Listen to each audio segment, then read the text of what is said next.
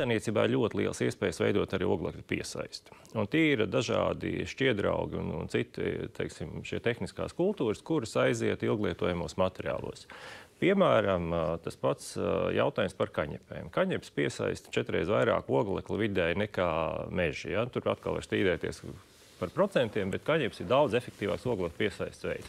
Tur ir vesela industrija var veidot, un tas ir precīzi jautājums par lauku attīstību. Kaņepju lielvalsts varētu būt. Nu, tas varētu nav obligāti lielvalsts, patīt, bet vienkārši mēs... Visas Latvijas kaņepizācija. Mēs varam noteiktu daļu, nekādā gadījumā nezaudējot efektīvu, teiksim, pārtiks pašapgādi.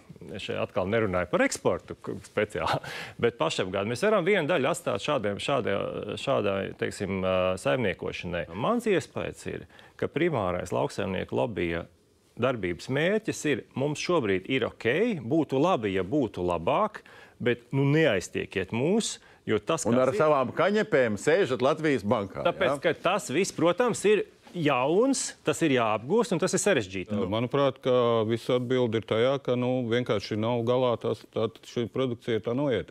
Nav tās pārstrādes.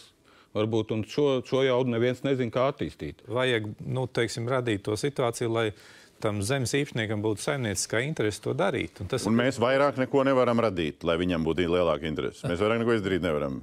Jo tas jautājums ir, vai pārdalām esošos atbalstus. Tas jautājums jau primitīvs. Nē, bet mēs runājam par klimata mērķu sasniegšanu šobrīd politisko. Vai tas, kad mēs niedres vai kaņepes izdarīt tā, kā saka, tas būtu mums pozitīvais iegūms klimata mēķa algoritmā? Šobrīd viņi nerēķina.